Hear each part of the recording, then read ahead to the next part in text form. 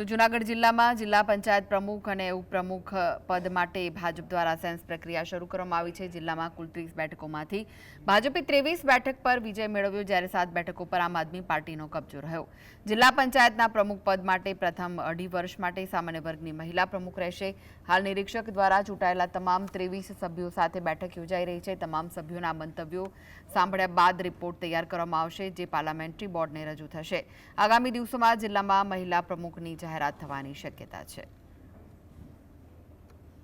પણ એ પત્યા પછી પણ અમારું જિલ્લાનું સંકલન થશે।